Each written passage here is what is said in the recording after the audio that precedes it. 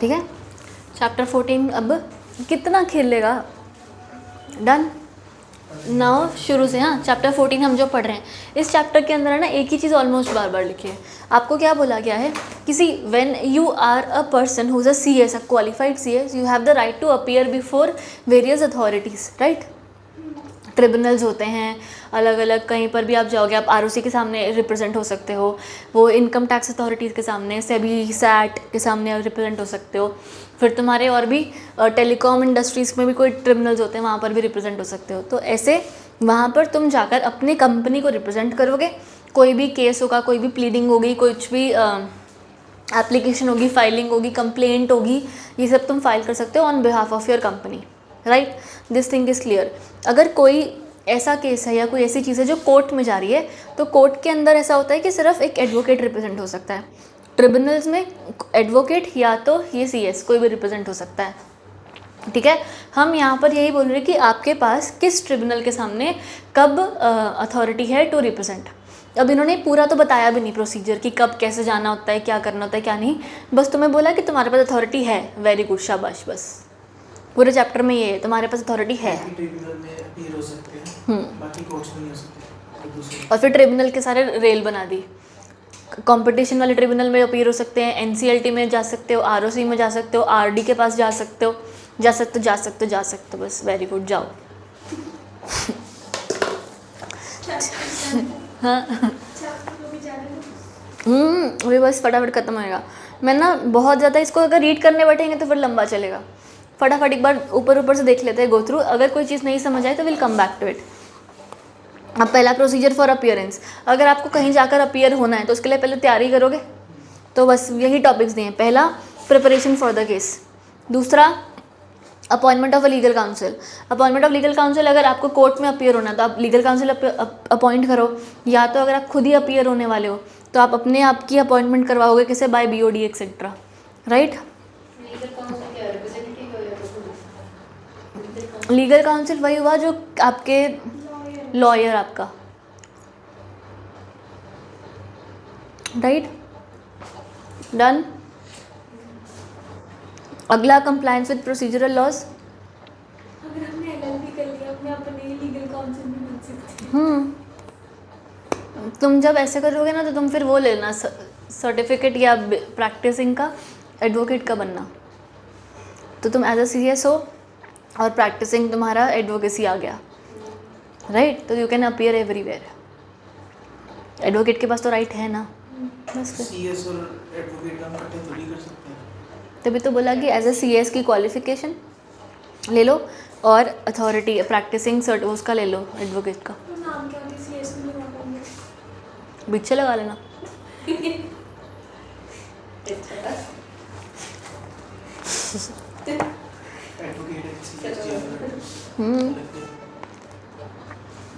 Done. अब चलो compliance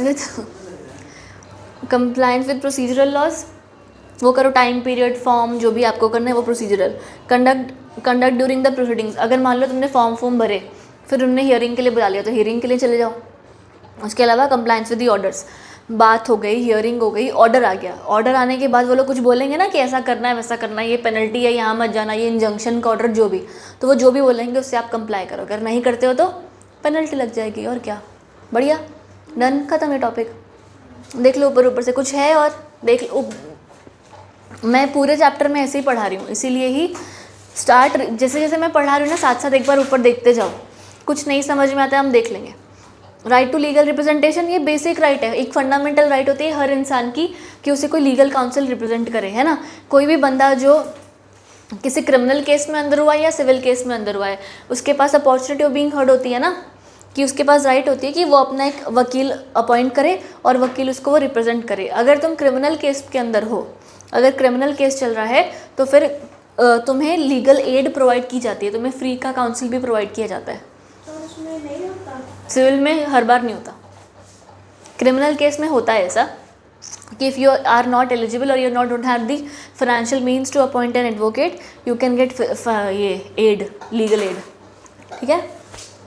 done. बस फर्स्ट 4 पॉइंट्स में ये लिखा है। 5th पॉइंट में लिखा है इन सम केसेस ऐसा होता है कि कई बार हियरिंग होती ही नहीं है। हियरिंग नहीं होती का मतलब पता है, हमने देखा है फास्ट ट्रैक चीज़ें, हमने एजुकेशन वाले चैप्टर में पढ़ा था CMARD, फास्ट ट्रैक हो रहा है, ऐसा फटाफट केस हो रहा है, तो फिर हियरिंग नहीं होती। हियरिंग नहीं होती तो क्या होता है, SCN, show cause notice, right. तो एक तरीके से आपको अपॉर्चुनिटी ऑफ बीइंग हर्ड तो मिल ही गई ना। तो without the hearing opportunity of being heard भी मिल सकती है। आया, गो थ्रू इट फटाफट।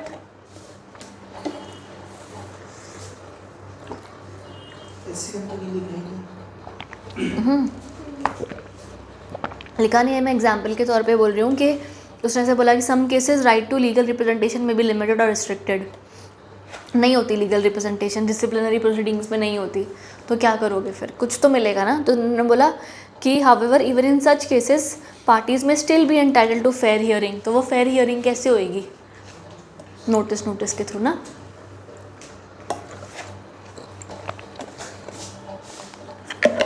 डन, हाँ जी हाँ जी। Appearance under the companies act, अब पहला पैराग्राफ पढ़ो बहुत ध्यान से। Section 432 of the Companies Act dealing with the right to legal representation envisages that the applicant or the appellant, applicant और appellant दोनों डाल दिए, समझ में आया ना क्यों डिस्कस करने की ज़रूरत है। applicant or the appellant may either appear in person or authorize one or more CA or CS or CMA or legal practitioners or any officer to present his or its case before the tribunal or appellate tribunal। बात समझ आई अच्छे से, बस यही paragraph बार बार है, ठीक। पहला, appearance before the ROC के बारे में बताया। ROC क्या है, एक regulatory authority responsible for administering the provisions of the companies act 2013। Companies and their officers में भी required to appear before ROC, बस सेम चीज़ आ गई, देख लिया। अपीयरेंस बिफोर NCLT क्या है, क्वासी जुडिशियल बॉडी जो एजुडिकेट करती है डिस्प्यूट्स और ग्रीवियंसेस को, वहाँ पर भी आप अपना प्रेजेंट कर सकते हो केस। SFIO क्या है, एक स्पेशलाइज्ड इन्वेस्टिगेशन एजेंसी जो फ्रॉड के केसेस देखती है, वहाँ पर भी आप रिप्रेजेंट हो सकते हो। सेबी क्या है, रेगुलेटरी बॉडी जो ओवरसी करती है सिक्योरिटी मार्केट इन इंडिया, वहाँ पर भी आप रिप्रेजेंट हो सकते हो। आया, अब इन्होंने किया क्या, इसका मतलब क्या हुआ, ये जो तुम्हारे इस टॉपिक का हेडिंग क्या था, कंपनीज एक्ट था ना। तो कंपनीज एक्ट में आप ये अथॉरिटीज़ के सामने, आपको याद अब यही करना है सिर्फ, कंपनीज एक्ट के अंदर इन अथॉरिटीज़ में जा सकते हो। कंपटीशन कमीशन एक्ट होगा तो कंपटीशन एक्ट होगा तो इन अथॉरिटीज़ में जा सकते हो। ऐसे अलग अलग सिर्फ अथॉरिटीज़ याद करनी है, बाकी अंदर सेम लिखा हुआ है। यहाँ तक सब समझ में आ रहा है, दोनों जगह हुए हो ना। अगला, appearance under TRAI। TRAI is nothing but a telecom regulatory authority of India, ठीक है। TRAI में भी हो सकते हो। TRAI में अलग अलग इश्यूज़ दे दिए उनके पास बॉडी नहीं थी अलग अलग, तो उन्होंने TRAI के सेगमेंट बना दिए कि वहाँ पर टैरिफ के लिए, यानी कि वो ज़्यादा कुछ पैसा आ गया या कुछ खर्चा ना, tariff is nothing but fees, उसके लिए जा सकते हो। कंज्यूमर रिलेटेड मैटर के लिए जा सकते हो, लाइसेंस मैटर के लिए जा सकते हो, और कोई और अगर रैंडम ग्रीवियंस या डिस्प्यूट है तो जा सकते हो, simple. Appearance under SEBI act, कहाँ जाना है अपीयरेंस, अगर सेबी में जाना तो सीधा सेबी के पास या तो सैट के पास। अच्छा वैसे नाम दिया हुआ है, ठीक है। सेबी के पास तो कंप्लायंस रिलेटेड मैटर, इन्वेस्टिगेशन चल रही है तुम पर, एजुडिकेशन चल रही है, या इन अपील्स, तो अपील में मतलब सैट के पास चले जाओगे। Done. Appearance under the competition act, क्या जगह है, डन है, सच्ची बात है, पक्का बात। मैं पढ़ा नहीं रही हूँ ये चैप्टर, मैं सिर्फ इसे रीड करवा रही हूँ ये चैप्टर तुमको, तो प्लीज़ अभी ही ध्यान दे दो। अगर नहीं दिया जा रहा है तो भी पढ़ना तो पड़ेगा। Appearance under the competition act, कहाँ appearance before the CCI, competition commission of India, in information matter, combination matter, appeal matter और लीनियंसी मैटर। प्रैक्टिस है, और पीछे वाले में सिंपल कंपनी से सिंपल कौन मतलब दोनों ही हो सकते हैं उसमें। लिखा था है, प्रैक्टिसिंग CS। नहीं, TRAI वाले में, अच्छा, TRAI मैंने लिखा, ऑथराइजेज CS टू प्रेजेंट हिज और it's case before the appellate tribunal. और इसमें भी सिंपल। शाबाश, क्या बात पकड़ी है तूने, उनको भरोसा हो गया तो नहीं सॉरी। ठीक है, तो TRAI में सिर्फ CS है और इसमें प्रैक्टिसिंग CS है। इसमें भी प्रैक्टिसिंग, किसमें, सेबी में। सेबी में भी, हाँ सेबी में प्रैक्टिसिंग। कंपटीशन एक्ट में भी प्रैक्टिसिंग, रियल एस्टेट में CS holding certificate of practice है, घुमा दिया इन्होंने, प्रैक्टिसिंग, ठीक है। Complaint matter, registration matter, dispute resolution matter, tribunal in appeal, appeal में भी जा सकते हो। ये क्या है लीनियंसी? लीनियंसी मतलब छोड़ दे। हाँ फ्लेक्सिबिलिटी के लिए, कोई बात नहीं माफ़ कर दे, कंपाउंडिंग ऐसा वैसा। अपीयरेंस, CCI का 4th पॉइंट, क्या होता है लीनियंसी? लीनियंसी मतलब ऐसा रिलीफ लेने के लिए, फ्लेक्सिबल करने के लिए कि सर कि भाई गलती हो गई है अभी, सॉरी। डन। फिर अब रिजर्व बैंक पे पहुंच जाए, सब डन है यहाँ तक। रिजर्व बैंक में आप अब रिजर्व बैंक में ना थोड़ा सा घुमा दिया टॉपिक और बोला कि अगर आपको रिजर्व बैंक के अंदर आप जाना है और यू हैव टू अपीयर, तो फिर ना पॉइंट्स थोड़े से चेंज कर दिए। When a CS are required to make an appearance they play a crucial role in ensuring compliances with the regulatory requirements and facility communicating between them. तो अगर आपको रिजर्व बैंक के पास अपीयर होना है तो क्या प्रोविजंस पता होने चाहिए, जो स्टार्टिंग के पॉइंट्स थे ना सिमिलर पॉइंट्स है, प्रोविजंस पता होने चाहिए, आप रेलेवेंट इन्फॉर्मेशन को प्रॉपरली प्रिपेयर करके जाओगे, कंसल्ट करोगे वहाँ के इंटरनल स्टेक होल्डर्स के साथ, और भी कोई बंदा उनको पूछ लो, engage legal counsel if required, prepare for the appearance, clear understanding सब कुछ होगा, मेंटेन प्रोफेशनलिज्म, हाँ जाके सब मजे मत करके आओ, वैसे professionalism decorum, comply with the RBI instructions, facilitate communication, communication मतलब सबसे एज अ CS आपको ये देखो क्रूशियल रोल है facilitating effective communication between the organisation and the RBI, company और RBI के बीच में प्रॉपर कम्युनिकेशन होना चाहिए, ये आपको इंश्योर करना है, ensure that accurate and relevant information is conveyed. RBI आपको जो बोला है वो आके आपको कंपनी को बताना है, कंपनी जो आपको बता के भेजी है वो जाके RBI को बताना है, ठीक। Take notes, maintain records, follow up. ED कब जाते हो, जब यूजुअली मनी लॉन्ड्रिंग के टाइप का केस होता है या ऐसा कुछ केस होता है, राइट, तो जाओ वहाँ पर भी जा सकते हैं। CS also plays a crucial role in facilitating compliance with relevant provisions of the RBI and ED। बढ़िया। Appearance before stock exchange possible है, appearance before IPR authorities, IPR यानी IPR authority under the companies act. अब दोबारा इन्होंने बोल दिया कि companies act provides for various provisions related to the establishment of appellate authorities. अब NCLT के बारे में तुम्हें बताया, NCLT क्या होता है, NCLT एडमिनिस्ट्रेटिव बॉडी हमने बहुत बार पढ़ा है। फिर हमने ये पढ़ा था याद है, NCLT से NCLT के पास जाना है तो 45 डेज़ वाला था प्रोविज़न, अगर आपको कोर्ट के पास जाना है तो 60 दिन का, बस वही लिखा हुआ है exactly. See appeal to supreme court करोगे तो aggrieved any order of that NCLT या NCLT, तो आप कोर्ट में जा सकते हो विद इन 60 डेज़, और NCLAT के पास जाना है तो 45 डेज़। सही है, आ रहा है समझ। रीजनल डायरेक्टर के बारे में भी लिख दिया कि वो भी वहाँ पे भी अपील जा सकते हो, तो ROC के खिलाफ अपील करनी है तो RD के पास जाओगे 45 डेज़। RD कौन होता है, अब बहुत सारे ROCs को गवर्न कर सकता है, एक स्पेसिफाइड टेरिटरी होगी जहाँ पर RD गवर्न करता है, right, you know this right.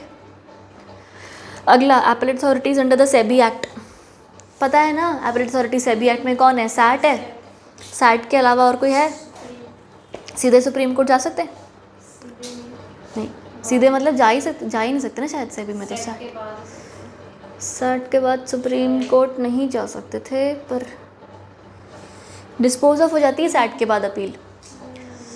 पढ़ा था हमने, मुझे हल्का फुल्का याद है, हमने ऐसे नीचे एक यहाँ पर लाइन बनाई थी पूरी कि कौन कहाँ किधर कब जा सकता है।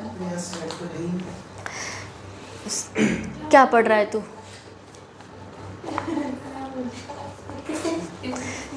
क्रिश आधी वाला हो गया। लिखा तो है कि लास्ट टाइम देखो, लास्ट पैराग्राफ में देखो, the said provide a mechanism for individual companies and entities challenge government passed by SEBI, independent impartial approach ensures decision made fairly and कहाँ क्या effectively। रुक जा ये अपील टू सेट का ये और लास्ट में हाँ, have a right to appeal against order. इतना नहीं पढ़ना है, बस ये यहाँ तक, the appeal filed is your last paragraph, यहाँ तक बहुत है, ये सब रहने दे, सिर्फ छोटा।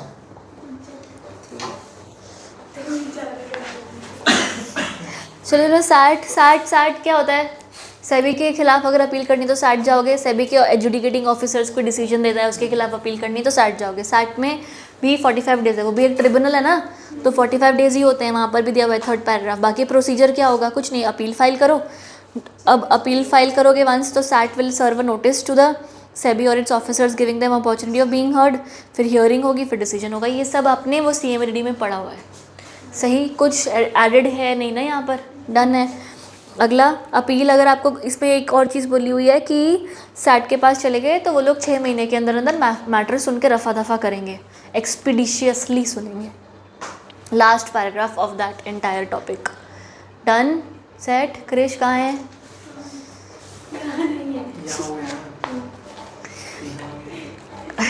Appellate authorities under the income tax act. Income tax act में primary authority commissioner of income tax के पास, उसके बाद ITAT income tax appellate tribunal, उसके बाद हाई कोर्ट, उसके बाद सुप्रीम कोर्ट। ठीक, फिर तुम्हारे पास है कंपटीशन एक्ट के अंदर भी NCLT के पास जा सकते हो, फिर हाई कोर्ट, फिर सुप्रीम कोर्ट, NCLAT। सही। अब ये केसेस हैं SR स्टील, फिर तुम्हारा ये JP इंफ्रा, जेट और फ्लिपकार्ट। ये सारे केसेस में केस के बारे में कुछ भी नहीं दिया, ऐसा ही बोला। हाँ हाँ, इसमें भी ऐसा ही है। इस सारे में केस के बारे में कुछ भी नहीं दिया, पता है, सिर्फ ऐसा बोला है कि हाँ पंगा था, प्रॉब्लम थी, इन्होंने अपील की, बात हुई, पता नहीं केस का क्या हुआ। हर बार केस का डिसीजन भी प्रॉपरली दिया नहीं हुआ है। ठीक है, हम सिर्फ है ना फटाफट ऐसे देख रहे हैं कि भाई ये थोड़ा बहुत केस के बारे में था क्या, बस।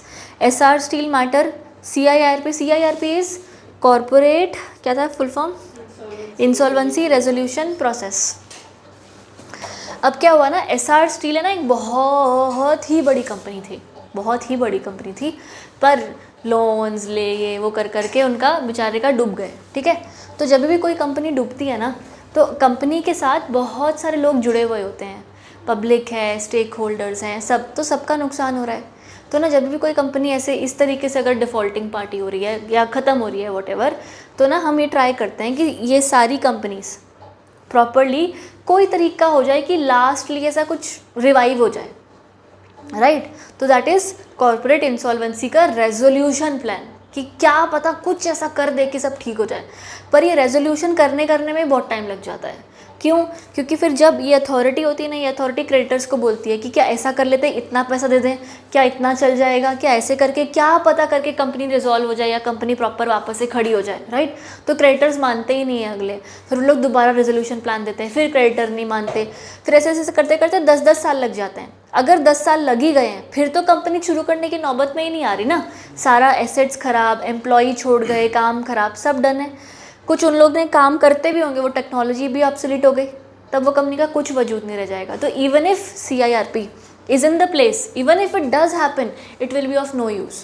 तो इसलिए कॉर्पोरेट इंसॉल्वेंसी रेजोल्यूशन प्लान का जनरली इफेक्टिवली यूज़ नहीं आ पाता। बट यहाँ पर अब यही हो रहा है कि SR ने के साथ यही हुआ, फिर उन्होंने ये CIRP का प्रोसेस का शुरुआत करी है, अप्रूवल्स आए, सब कुछ इधर उधर रिकमेंडेशंस किया, बट इवेंचुअली कुछ हो नहीं पाया, फिर बाद में कंपनी बंद हो गई। ठीक है,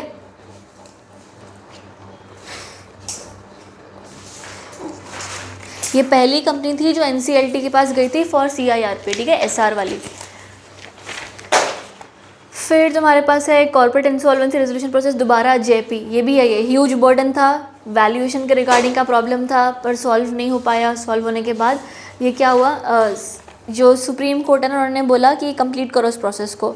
ठीक है, 2-3, अब कब प्रोसेस को कंप्लीट करने के लिए क्या बोलते हैं कि कुछ लोग आते हैं जो बोलते हैं कि हम ये कंपनी बंद होती हुई ख़रीद लेते हैं, और अगर वो ख़रीद लेंगे तो कंपनी के पास उतना पैसा आएगा, उस पैसों से कंपनी क्रेडिटर्स को पे ऑफ कर देगी।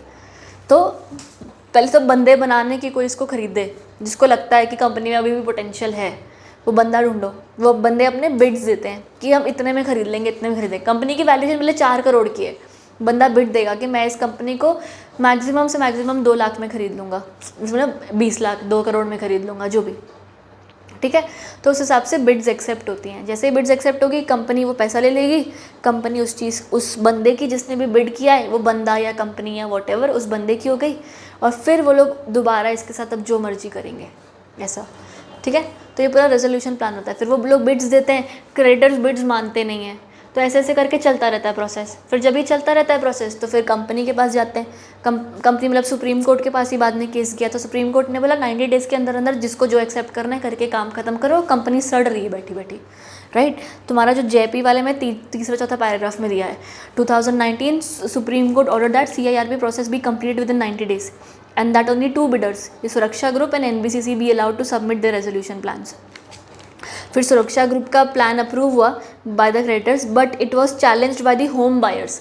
ये क्या था, जेपी इंफ्रास्टेक, इन्होंने एक बिल्डिंग बनाई थी, ठीक है। वो बिल्डिंग में 2 लोगों का नुकसान, दोनों ध्यान दो इधर, बिल्डिंग में 2 लोगों का नुकसान। क्या, एक क्रेडिटर्स एक होम ओनर्स। क्रेडिटर मान गए तो होम ओनर मना कर गए कि भाई हमारा ज़्यादा नुकसान हुआ है, हमारे इतने सालों की कमाई थी, हमने बहुत मेहनत से घर खरीदना था, ऐसा हो गया वैसा हो गया, हमें पैसा वापस चाहिए। तो वो लोग ने नहीं माना, ऐसे ऐसे करते करते करते तो इवेंचुअली ढंग से वो हो ही नहीं पाया रेजोल्यूशन, तो ये चलता रहा। लास्ट में in conclusion Jaypee Infratech, last paragraph, Jaypee Infratech limited highlights the importance of timely and efficient CIRP, कि अगर लेट हो जाएगा तो इवेंचुअली सबका नुकसान है, तो टाइमली करना ज़रूरी है।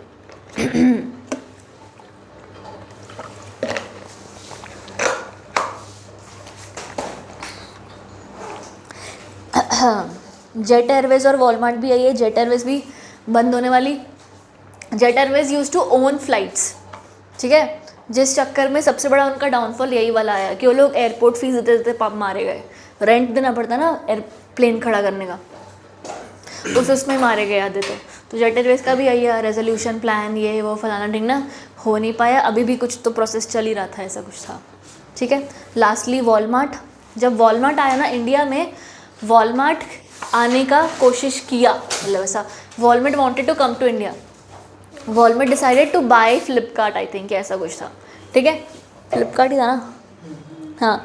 तो वांटेड टू बाय फ्लिपकार्ट। अब है ना यहाँ पर क्या इन्वोक हुआ, कुछ अलग जो है कंपटीशन एक्ट। वो याद है कंपटीशन एक्ट में हमने एक चीज़ पढ़ी थी कॉम्बिनेशन नाम की, जिसमें इतना बड़ा कार्टेल्स या ऐसे बड़े मर्जर्स हम नहीं कर सकते। अगर ये मर्जर हुआ तो बहुत सारे लोगों का एडवर्स इफेक्ट ऑन कंपटीशन हो जाएगा। तो जब वॉलमार्ट आया और फ्लिपकार्ट के साथ जुड़ने वाला था ना, तो उनको लगा कि यहाँ के जो सारे स्मॉल वेंडर्स हैं ना, वो फिर सर्वाइव नहीं कर पाएंगे, क्योंकि Walmart will be giving you products on such low prices. क्यों? क्योंकि उनके पास बल्क बाइंग और सेलिंग है, यही सबसे बड़ा फ़ायदा उसका यही है। इस चक्कर में जब वो वॉलमार्ट आया तो ऑलमोस्ट एक्सेप्ट हो गया था। फिर आई थिंक कोई और कंपनी ने दोबारा बोला कि नहीं कर सकते यहाँ कुछ भी, नहीं, यहीं पे मना था, रिलायंस वाले में हुआ था ऐसा कि हाँ भाई मतलब नहीं हो पाया एक्सेप्ट, बिकॉज दे फियर्ड कि this will have adverse effect on competition and if it at all happens. तो इसलिए दिस वाज देन डिनाइड, मना कर दिया गया, और फिर ये वॉलमार्ट और फ्लिपकार्ट का कॉम्बिनेशन नहीं हो पाया। आया, ठीक है। अगला तुम्हारा ये था Reliance industries limited and future Group. Appearance ही हो रही ना इन लोगों के सामने, जो लोग डिसाइड कर रहे हैं, इनके सामने कोई बंदा गया होगा अपीयर होने और फिर वहाँ पर डिसाइड हुआ होगा मैटर, क्योंकि मैटर ट्रिब्यूनल में डिसाइड हो रहा है, right. Then you have Reliance industries limited and future Group. इसके अंदर भी ऐसा ही कुछ था, अमेज़ॉन और अच्छा ना कुछ ऐसा था कि रिलायंस और फ्यूचर ग्रुप मर्ज होना चाहते थे, ठीक है। जब ये लोग मर्ज होना चाहते थे तो सब कुछ अप्रूव हो गया, CCI ने भी बोला कि हाँ चलेगा, मतलब ये अप्रूवल में एडवर्स इफेक्ट कंपटीशन नहीं है, सब आराम से हो सकता है, तो हो जाओ मर्ज, कोई प्रॉब्लम नहीं है। जब ये मर्जर CCI से अप्रूव हो गया ना, फिर है ना फ्यूचर ग्रुप की एक होल्डिंग कंपनी थी, होल्डिंग थी कि नहीं, होल्डिंग नहीं थी, मेजॉरिटी बस स्टेक था उसके पास, हाँ मेजॉरिटी भी नहीं, 49% स्टेक था उसके पास, अमेज़ॉन, ठीक है। फ्यूचर ग्रुप का स्टेक 49% अमेज़ॉन के पास था। अमेज़ॉन बीच में आ गई कि अरे हमसे बिना पूछे कैसे मर्ज हो रहे हो, राइट। उन्होंने मना किया कि भाई क्योंकि तुम हमारा स्टेक किसी और को बेच रहे हो ना, तो हम तो ये नहीं चाहते, how are you merging like that. तो इसीलिए ही फिर उसने इन्वोक किया, इन्वोक करने के बाद बोला कि without our approval this merger के नॉट हैपन। स्पेशल रेजोल्यूशन तो पास करना ही पड़ता था, तो तुमने हमें पूछा क्यों नहीं, क्योंकि नहीं पूछा, मना कर दिया, नहीं करवाए तो नहीं हुआ मर्जर, ठीक, डन। कुछ ये सारे केस लॉस में कुछ ऐसा एक्स्ट्रा जो मैं बोलूँ ना कि ऐसे बहुत अरे भाई साहब क्या हो गया, ऐसा नहीं है।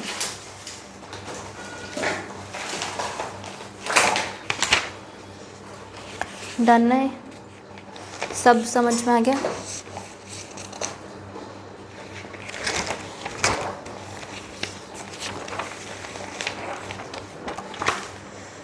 कल तुम्हारी छुट्टी है और संडे को will then keep an extra, नहीं संडे को नहीं, मंडे को एक्स्ट्रा 10 बजे, दोनों ध्यान दो, मंडे को 10 o'clock शार्प अपने शुरू कर देंगे। शार्प तो पता है हमारा कितना शार्प होता है, पर कर देंगे शुरू, ठीक है।